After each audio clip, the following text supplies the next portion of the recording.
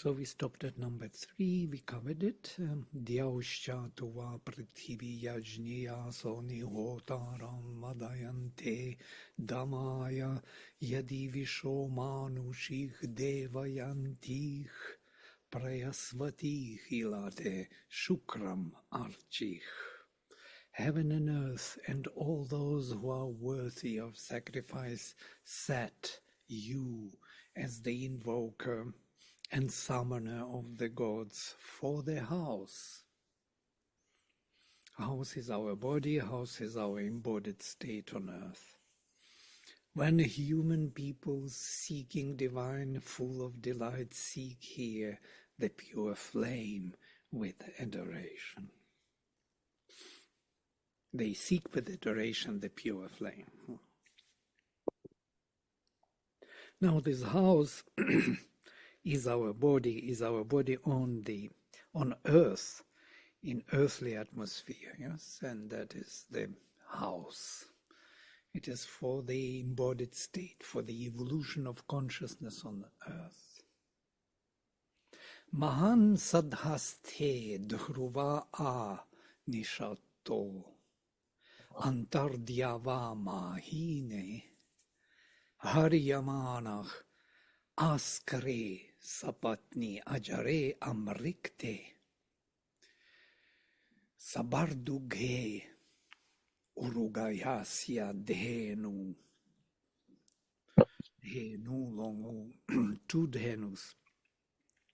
Mighty he is seated steadfast in the world of his session, rejoicing between the two mightinesses of earth and heaven. So he is mighty and he is seated between two mightinesses of earth and heaven. The united wives of one wide moving Lord, ageless and inviolate, the two milk cows giving their rich yield of milk.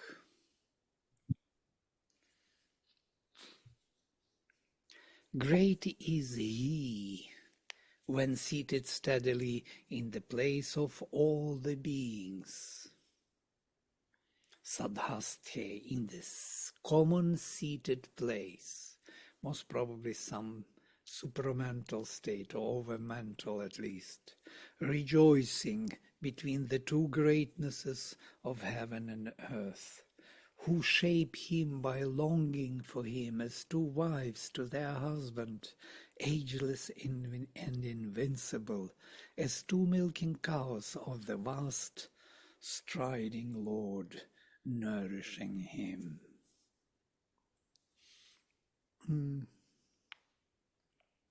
So let us go word by word. Mahan, great, sadhaste, in the staying place of togetherness. Dhruva, or dhruve in this case, in the steady place where all creatures come together. Anishattach, he is seated within, great, in that place, in the supramental world most probably, seated within.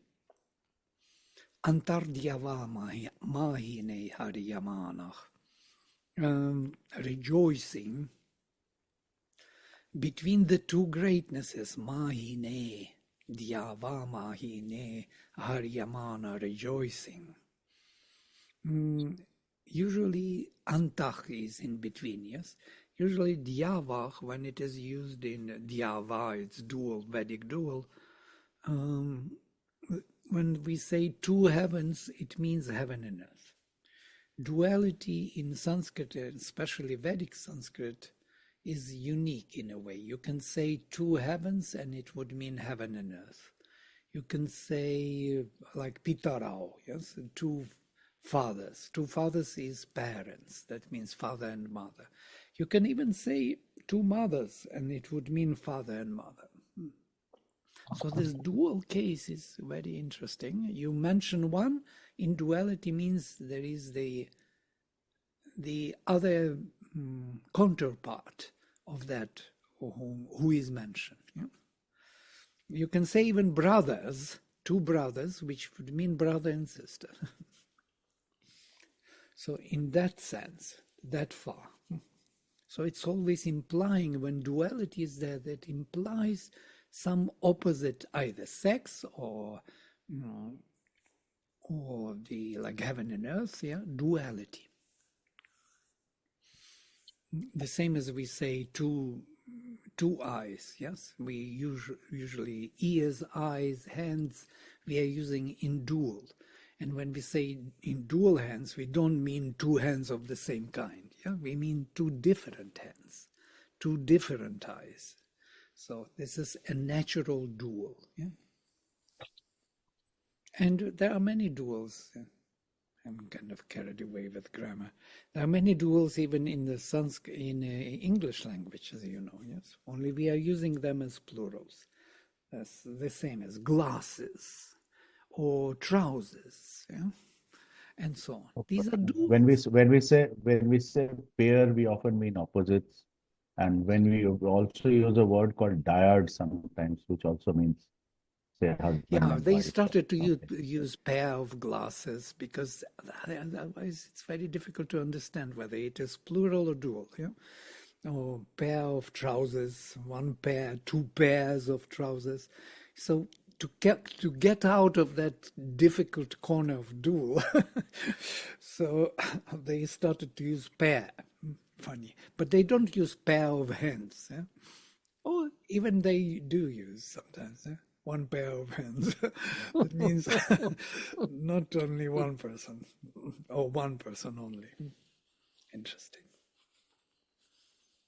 But not pair of ears.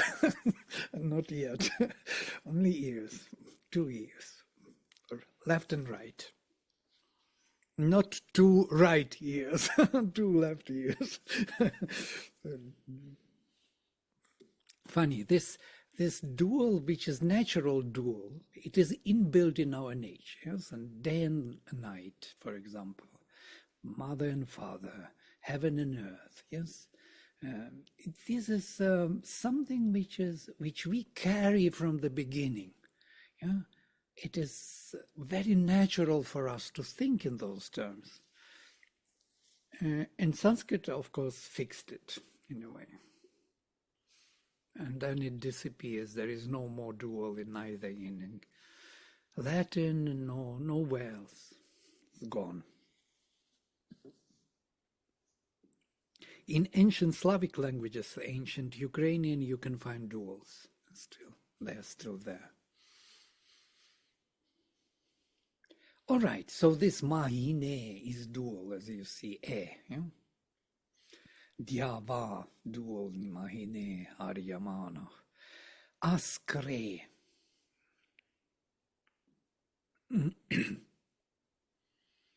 Askre sapatni ajare amrikte. Who shape him, askre.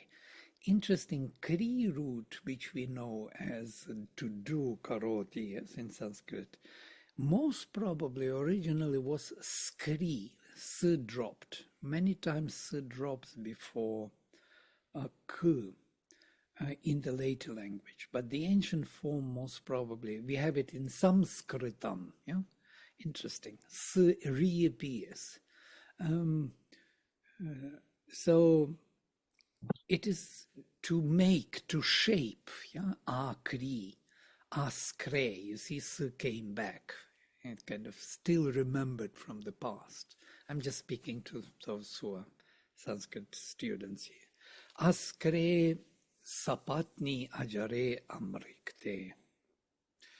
Who shape him by longing for him as two wives to their husband.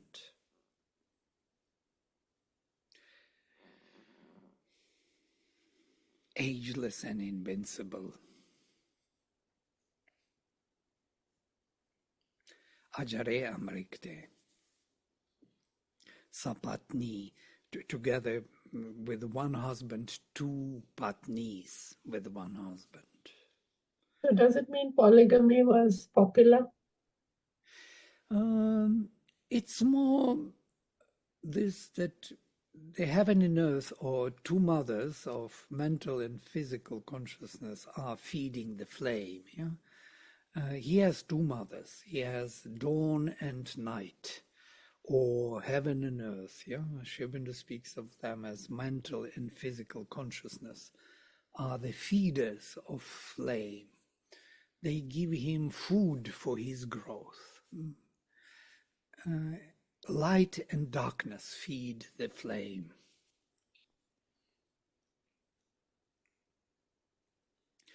Polygamy, I don't know about that. Of course, there was always some case, not only many wives, but also many husbands. Yes, as we know, Draupadi had 5 husbands after all. So that's why there is no Draupadi name in India. No girl is called Draupadi because she had 5 husbands. Somebody was making remarks on this. The most unfortunate name. Yeah? Well, Draupadi because Drupada was her lineage.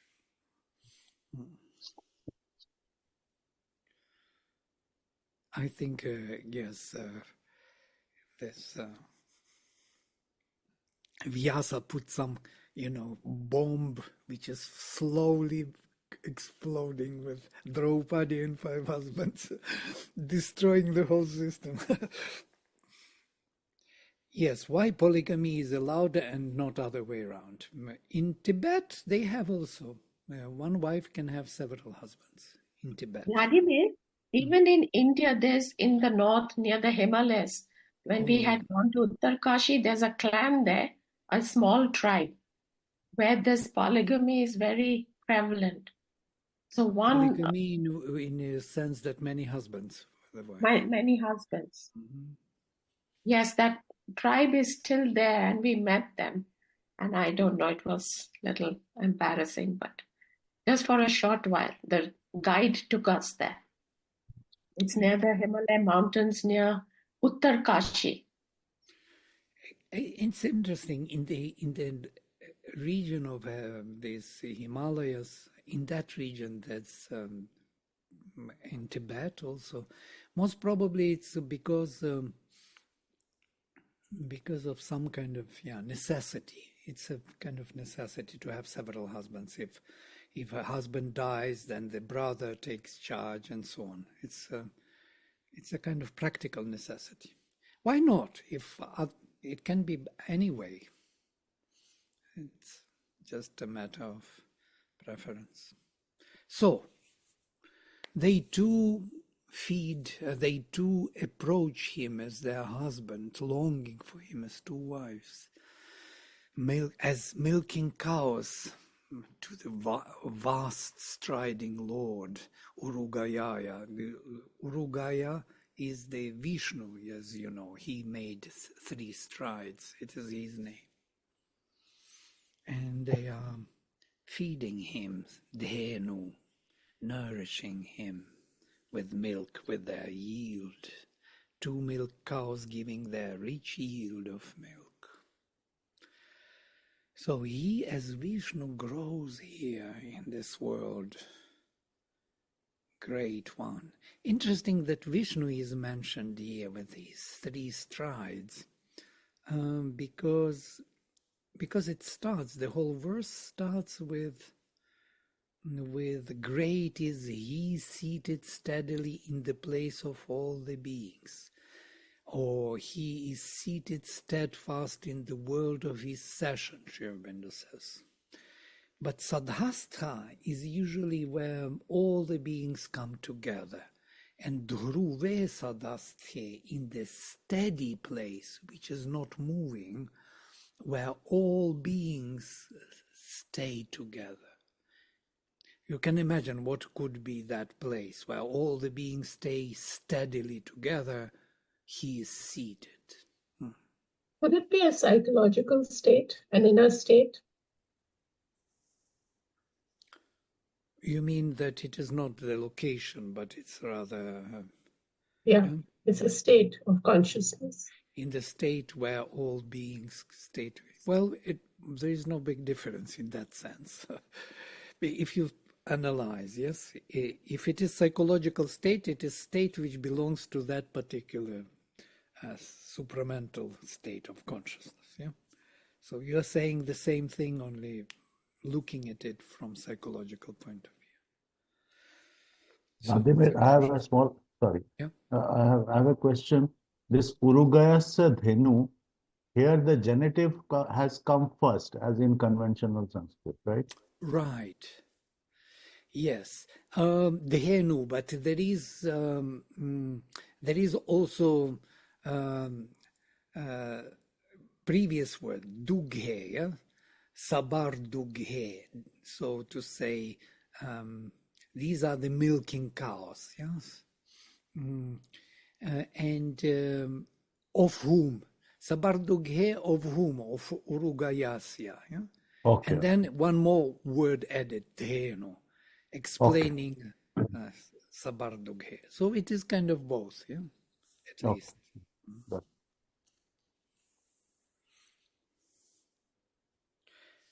Yes, and Ajare, Amrikte, Sabardughe, these are Sapatni, these are all duals, yes? Of whom? Of Urugayasya, of the vast striding Lord of Vishnu. Why I'm saying that it is Vishnu appears here with these wide strides, because he is seated in the place where all creatures, all beings come together, yeah? Steadily. And that is the place where Vishnu is the Lord. That means in this overmental consciousness, yes? Where all the creatures, all the beings come together, he is seated. So most probably that's why Vishnu is mentioned.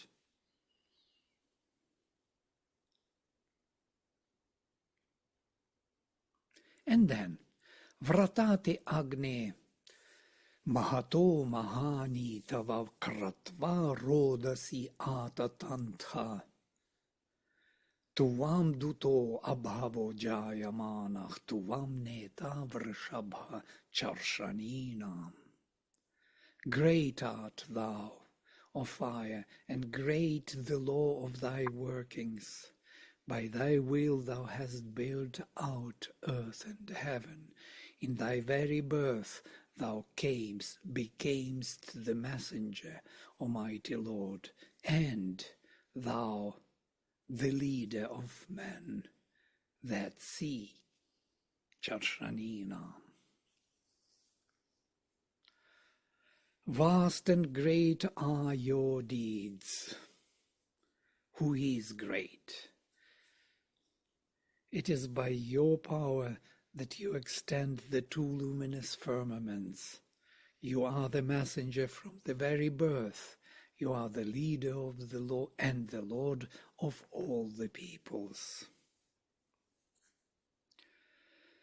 Vratani te agnem mahatach mahani. Of you, of great one, the Yovratani are great. Your laws of thy workings, Shebina translates, or your deeds. It's interesting word, vratam. Vratam means a vow in the late language, something fixed, something decided, yes, which we make a vow. Savitri made vratam. She made a vow of standing 3 days and 3 nights without food or drink before Satyavan had to die, you remember. So this vrata, it is from root vrit, from the original root vri, to rotate. Interesting, kind of to move vri from one point to another. Uri, if I split this root, it's an amazing root because it has a meaning already to cover some portion away from another portion, or to choose something against something, or also from here vrit, vartate, yes, root, which means to rotate, or to move forward, to become, to be in a particular motion or action. the deeds, the rotation, rolling, let's roll, yeah? Let's move forward, moving forward. So these vratani are great. His activities, actions, are great of the Great One. It is by your force, creative force, tavakratva, rodasi atatantha, you spread these two luminous firmaments. Now, these two luminous firmaments were spread, heaven and earth were spread, and the space in between appeared. They were cracked. Yeah? They were once, this is the most ancient Indo-European myth of heaven and earth being one. And once they were one, they got spread, they got cracked. And interestingly, this was the Vishnu's deed, or Indra's deed, to crack them. Yeah? With the power of Vata or Vayu. Vayu is that which appeared in between. But truly speaking, that was Agni who was doing it first. Because Agni appeared and cracked both of them, and Agni spread. Agni became the quintessential, Agni became the earth. Quintessence of earth is Agni. Quintessence of heaven is Surya, another flame, and quintessence of space in between is Vayu. It's another flame. So we have three Agnis, which is Agni, Vayu, and Surya, and they are one when heaven and earth are one. But the moment they spread, this Agni became triple. It became fire of earth, sun of heaven, and in the between space there is Vayu, this energy, prana, yeah?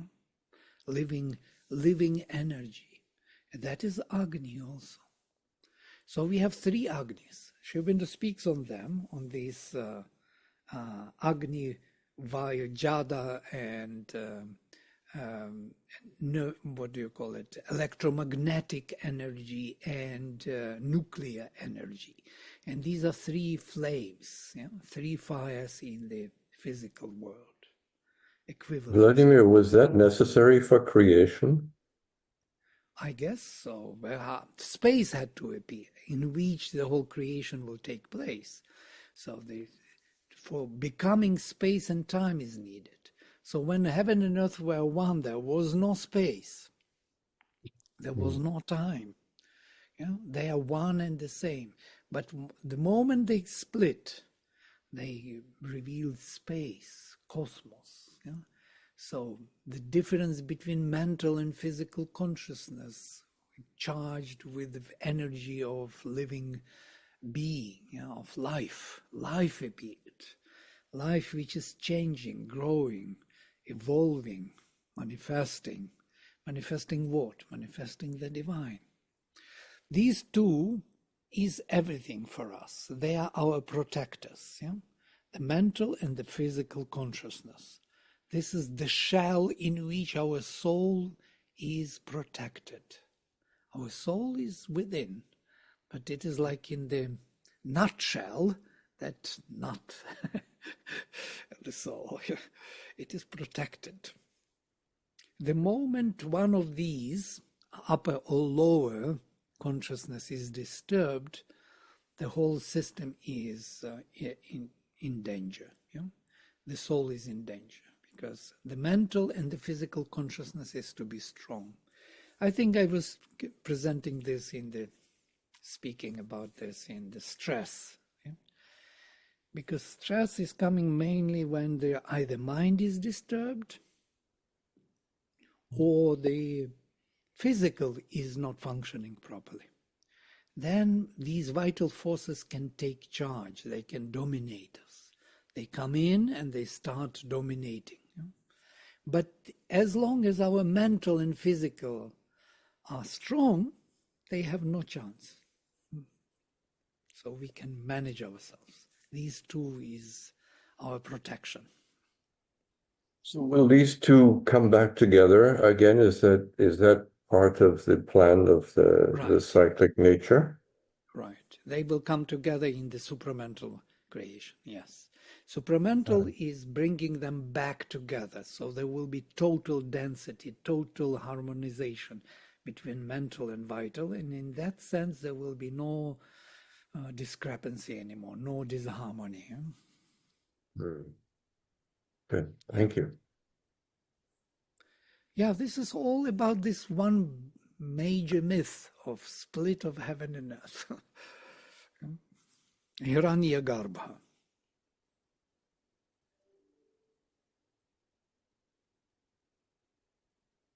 There was something else that was coming to my mind about that. Heaven and earth equal in one, Sri Aurobindo says. This, why they were equal, it's interesting. In the supramental world, they're like this, yeah, as it were. But the moment they are split, they become like this. Yeah? So they're equal in one.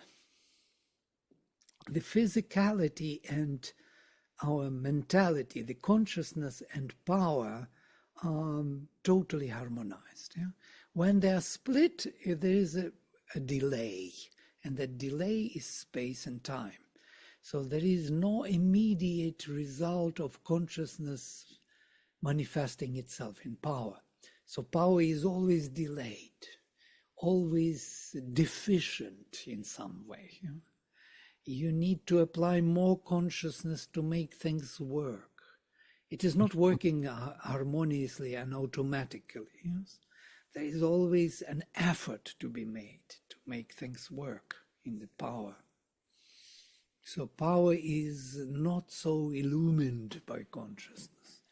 So the power, the earth, is heavier, it goes down, whereas heaven, our consciousness, so to say, is luminous. So the higher you rise, the less you are powerful, the more you are knowledgeable.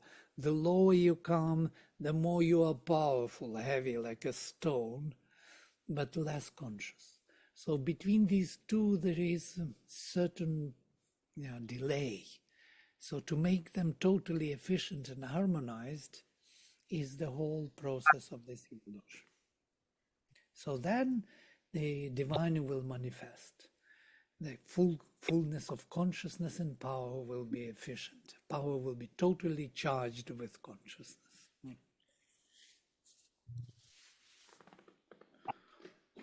All right, so he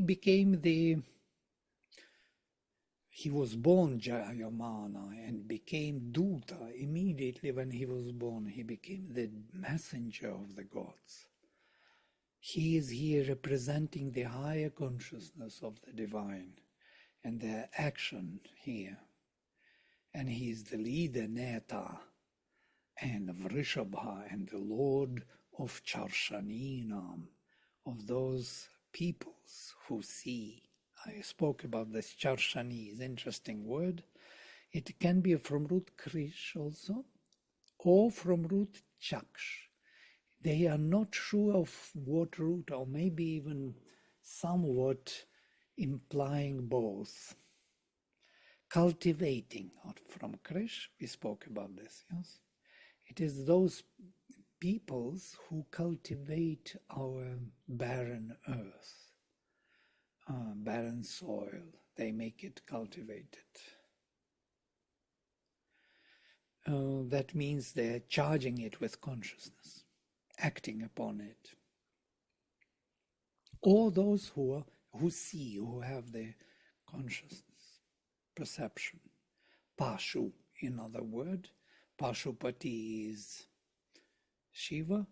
He is the Lord of all those who see. So all creatures, not only human beings, but all creatures who have consciousness. Animals also, yeah, all the creatures. If you look at the animals, you will see their consciousness, how it works. It's amazing. It is fully there, yes? Seeing, hearing, speaking, reacting, interacting, communicating. It's fully there, present.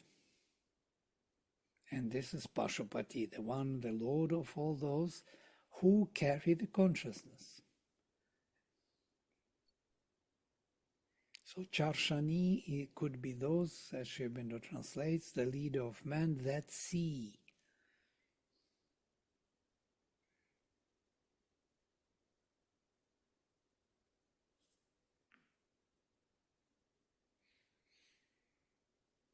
So he spread heaven and earth. This is an important message here. This split of heaven and earth, it was Agni who split it with the force of Vishnu. Vishnu was mentioned in the previous verse, interestingly. And Vishnu with the Vata of Vayu, as Taittiriya would say, split heaven and earth. Vata Vayu is that Agni which is in between, in Antariksha, in between, in the crack which appeared between heaven and earth. And if you look at our body, that crack is exactly in our navel. If you look at our body, even physically, you will measure it, you will see that the navel is in the center of our body. And navel is exactly the crack, Antariksha, which connects through this cord to the embryo life, yes? And when we cut the navel, we are born out of the mother into a new world. And we have a string, a navel of the vital world, which is connecting our vital body to the physical. When that string is cut, then we are dead. Yes? Our vital body moves away from the physical body. There is the vital string, the vital navel also, which connects our vital body to the physical. We know about this. It is in occultism, it is in Christianity, mystic Christians, Christian mysticism, and we have it in Hinduism. Mother had the experience of cutting that string. You remember with Theon, when she was traveling out of the body, she was exteriorized and going into the subtle worlds. And when she found that mantra of life and death, Theon wanted to have it for himself, and he was with her body when she was in trance. And she realized that that mantra is very dangerous and didn't want to give him, because that mantra was addressed to her, Mother Meera. Vedic rishis from the beginning of time left for Mother Meera mantra of life and death. And Theon wanted to have it. And he became angry to the extent that he cut her string, her navel string. And Mother said she felt that heaven became earth and earth became heaven, that she died. She had no connection to the physical body. That's the difference between exteriorization and death. And then she understood that she cannot come to the body. And he understood that he made a huge mistake. And she says if it would be not him or it would not be she, they would not be able to connect it back.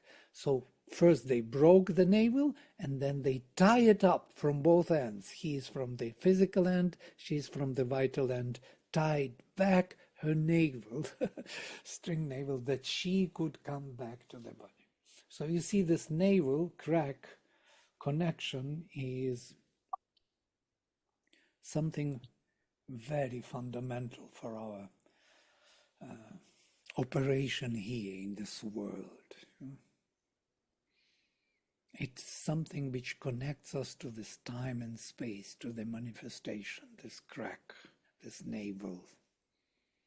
Navel is also the center, according to Aitareya, of death. Yes, Tasya nabhir nirabhidyata nabhya apanopanam mrityu. His navel broke forth, from the navel apana, breathing out, and from the breathing out, death. And only by this breathing out or death, he could capture the embodiment in the physical body. It is by dying that he, the spirit, could come into the physicality. There was no other way for him to embody, only through this dying, process of dying, because this is time and space, constantly moving forward. Yeah? constantly renewing one's own being, becoming. So if we gather all these elements of knowledge into one, we see that they are all speaking about the same in different languages or different angles. And then number 6, Ritasya va keshina yogiyabhih Ghritasnuva rohita dhuri dhishva atha avaha devan deva vishwan swadvara krinuhi jata Veda. Set under the yoke, the straps of the yoking, the two maned steeds of the truth, red of hue, dripping light. Thou, O God, bring all the gods, O knower of the births, make perfect the ways of pilgrim sacrifice.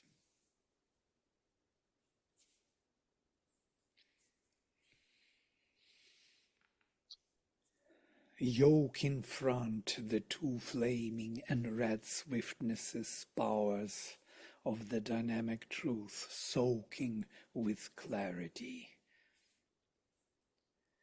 and thus bringing to us all universal Godheads, O God.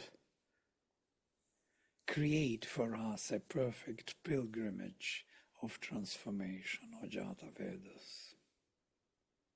So there are two horses of Agni, which are constantly mentioned. They are with golden red flaming color, Rohita, and he is yoking them in front of his journey. Why there are two? That is also an interesting idea, because Agni is actually dual as a force, yes? He's actually triple. There are three flames, but dual in terms of heaven and earth, upper and lower hemisphere, moving up and moving down, yeah? In that sense. Power itself is a number 2, always 2. Yeah? Woman is number 2. Why no? Why women are second after man is 1 and woman is 2? Yeah? Because of this old tradition, Isis is number 2 arcanum. Yeah? The force is number 11, again woman.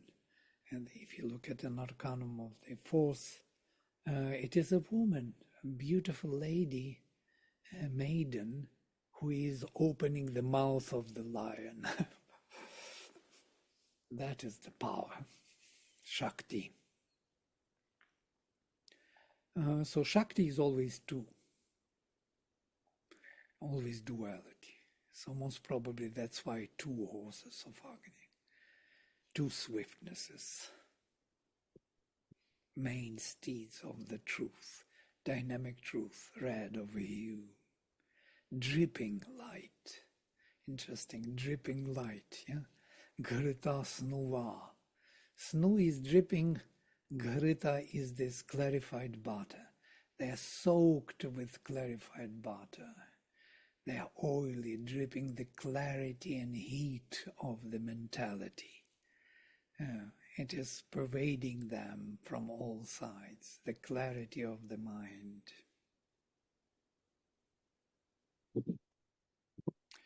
All right. If you have something, some thoughts maybe, most probably you have some. It's a rich environment for thought.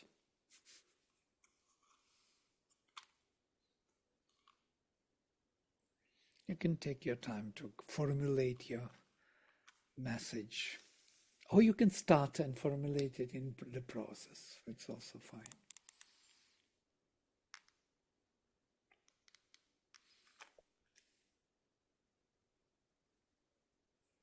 One needs time to formulate the thought. So we are never ready to say it immediately. You need a space, you need flow, And with the flows, thoughts, words start coming, and you start seeing them and learning from them. It's an amazing treat, the speech, the word, the flow of the word. Once you tune yourself to that consciousness, open up to the word, you wait for it, and it may come.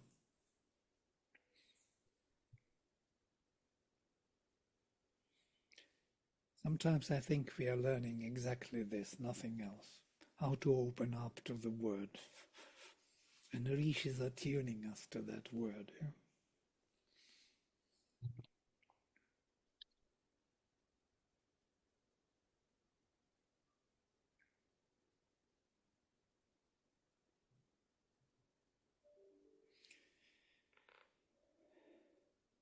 No? Look at your faces.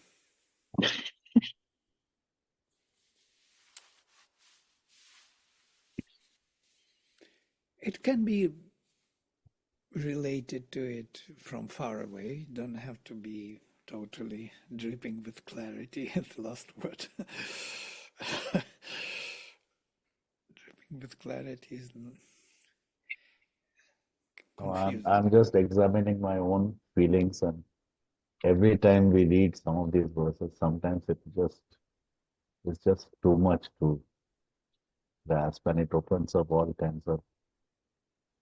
It's difficult to describe. But it's interesting, dripping with clarity, soaked with clarity. Yeah?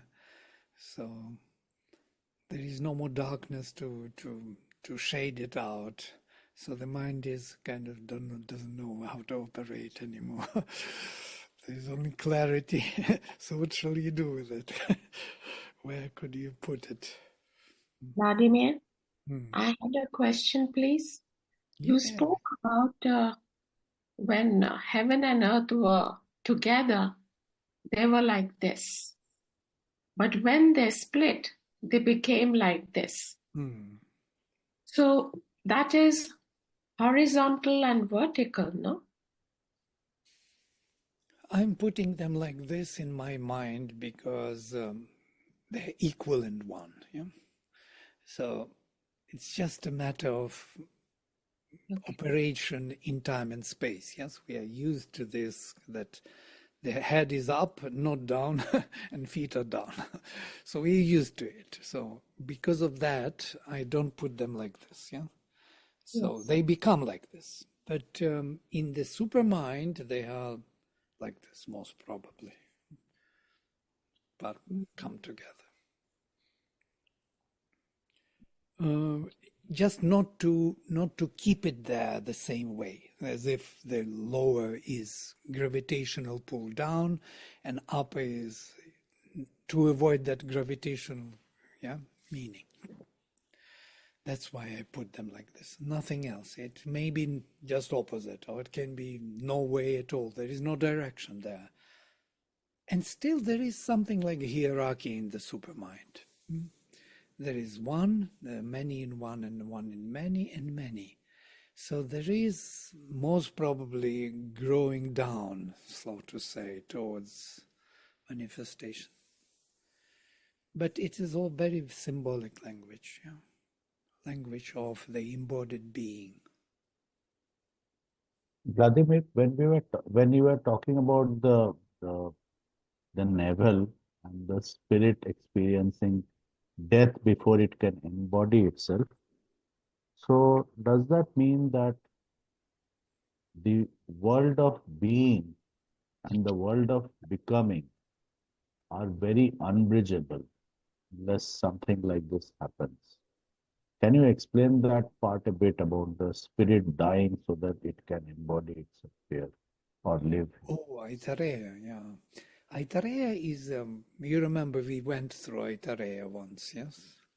And that breathing out, and he caught the murti, the embodiment, which is annam. He could catch annam, food, and enjoy it only by death. it's something, it's an intuition of a higher kind. Death as perpetual life, yes? As life in time and space. There's no other way to live in time and space other than by dying all the time. Yeah? For new things to be born, the old thing is to die, yeah? And become a food for a new thing to be born. It's an amazing thing if you think of it. Yeah? It's constantly happening in our cells, we are constantly reborn, so to say, from the old one. Old one dies and becomes food for a new one to be born. And our idea of ourselves is that we are kind of staying for a while is actually a very wrong idea. We are not staying. We are being reborn all the time. And after some time, that capacity to be reborn is diminished. And we are reborn in the more essential sense, so to say. We drop this formation and get a new one to be reborn again. Yeah? Better, to be reborn better and better. And that betterment is continuing.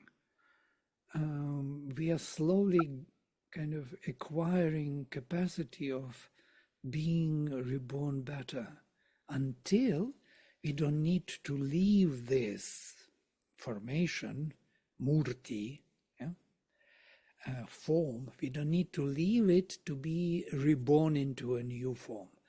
So this form can be reborn effectively enough for us to stay. And that we call immortality. But we are already immortal beings because we are reborn. Yeah? Only we are not efficient enough. Well, it's a manner of speaking. Again, I found another way of speaking about it. But you can speak differently about this. Main thing that we understand. So in order for the being to becoming over here, it has to be something like a river that is flowing, into which you cannot step twice. Mm. I mean, it is It is already. never it is never static in time. It is, I mean, either you are in a flowing sort of mode in order for the being to become becoming. Very confusing. Sorry, but to achieve this state of becoming, it has to be a state of flow. It cannot be a permanency or a static. Absolutely. Only flow. There is no other way. Mother says progress, constant progress. The moment you are satisfied with what you achieved, you start decaying, you start becoming food for new progress for somebody else. Yeah? Vladimir, could it be that what you just described is the process of nature and the law of sacrifice happening continually, giving back, receiving, giving, receiving, giving, till the sacrifice reaches its ultimate, till the sacrifice reaches its ultimate station when we no longer need to sacrifice and we can live through immortality. We will continue sacrifice. This is very nice till we continue sacrifice, and it will be bliss, from light to greater light, from bliss to greater bliss. Sacrifice will continue forever. It's not something which will stop sacrifice. We look at sacrifice as something, then of course, yes, that will disappear, but that beautiful part will continue of the sacrifice. Yes. Yes, this is the sacrifice, absolutely. This is the law of the sacrifice. The whole nature is constantly being sacrificed for the divine to embody itself here in time and space. Yeah. This is so beautiful, so overwhelmingly explaining everything what is happening to us. Yeah, not excluding death as something opposite to life. It's all one process of continuous moving forward towards this achievement of the divine being embodied more and more, and most probably never ending, as Sri Aurobindo says, because we expect that once the divine is finally manifested, we expect it to stop, why to move somewhere. But it is again with our mind, embodied mind of this, with the language which emerged from the inconscient, we perceive this way. But truly speaking, this journey never ends. And the divine is infinite and eternal. Can you imagine infinity? So there's so much to embody, so much to manifest. There will be always something new to achieve, new to realize. So in that sense, we are free from this kind of formation that we have to achieve to arrive at some stage. And that makes us truly free to do the right thing, to have the right attitude and right alignment. Because the moment we have some, result in mind, we start making mistakes. We become narrowing. We're narrowing down something, and we do not see the whole process.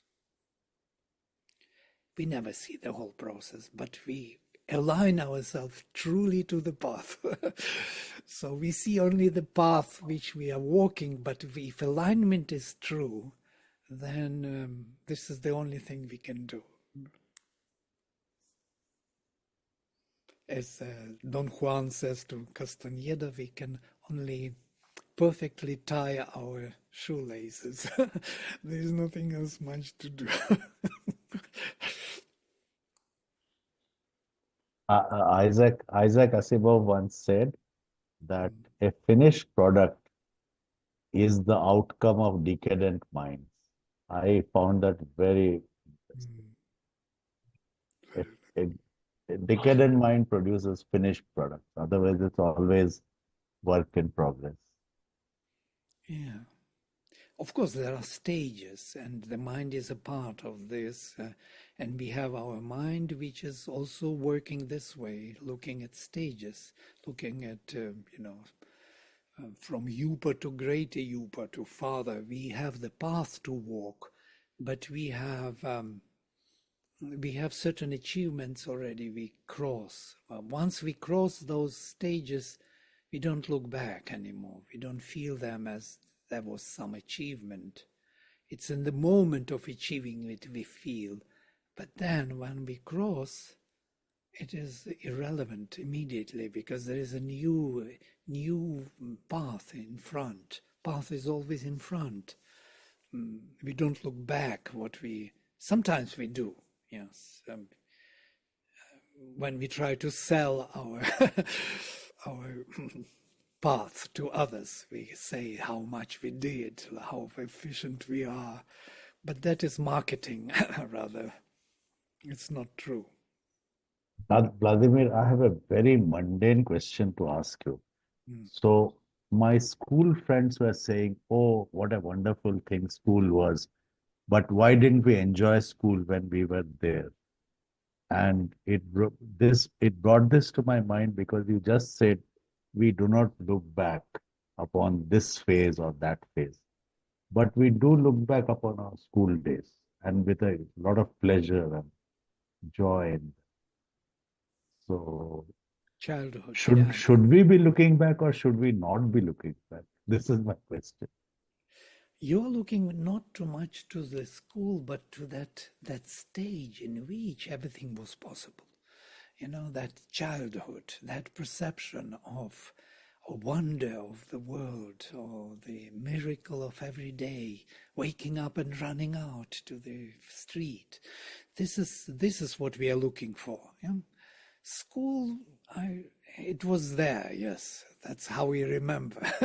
Remember those days, through those, relations, walls, people, yes. But it was mainly that fresh. I remember I was once, by mistake, I got very bad marks in the school. It was first grade. In the first grade, I was the best in the school. But in the first grade, they put the worst marks for me by mistake. Notice. It was a mistake by this teacher. My father checked afterwards, and the teacher apologized. It was a mistake. And I was going home, and I remember, what would I say to my father now? Yes, it was such a question for me, existential question. And I remember the road still where I was walking. It was like a revelation. And I thought, this cosmos is so huge, and I'm bothered about such a small thing. Look at the sky. Sky is infinite. I remember those thoughts. They were kind of soothing me. They were justifying my failure. And it was like a revelation. And it's still staying in my mind. It was like 50 years back, 55 years back. And still I remember that as if it happened yesterday. So this kind of revelation, we remember those events, events of true opening, alignment, or fresh consciousness, which we have. We still have it. And we want to have it again. Most probably that's why senile people remember only childhood. They're arriving finally.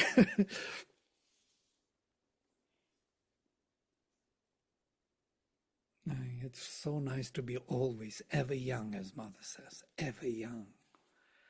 Ever young is this, always wondering about the world, always finding it fresh and new and not the same. Woke up, the same thing again, the same food, the same walk, same faces, the same words, boring words.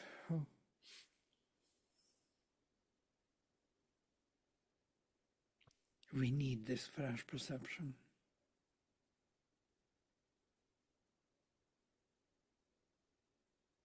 Just as we look back with pleasure upon the certain things in the past, we should be able to look forward with pleasure if it weren't so much of a burden upon us. Oh, what will happen next life, this, that, old age.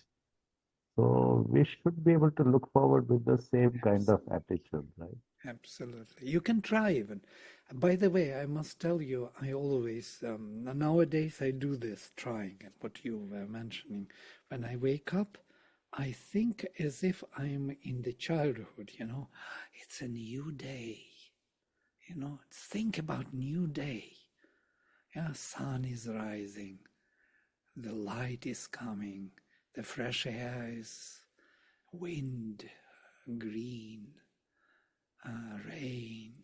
Just feel this before getting out of the bed, that you are entering into a new day. Something of the childhood feeling. And it changes the whole perspective of the day. The whole day is different because of this first thought. How you meet the day. How you meet it, again, so much to do, this phone, next. So then the day is very different. So we need that perception of the child, really. And everything else has to be fresh. Sanskrit, studies, hymns. You are drawn to new knowledge, to new discoveries, Yeah, you have a camera to make pictures. A camera is interesting. This is everything is interesting.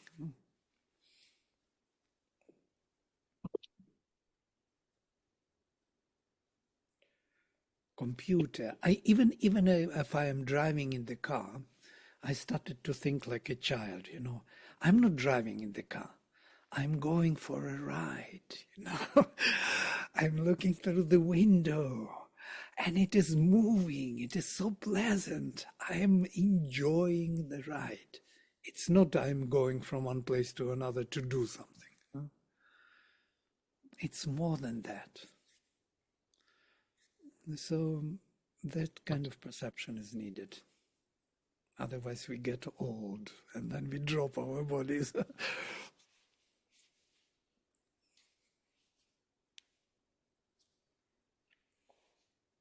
All right, we can stop here today and then continue next time, finish this hymn next.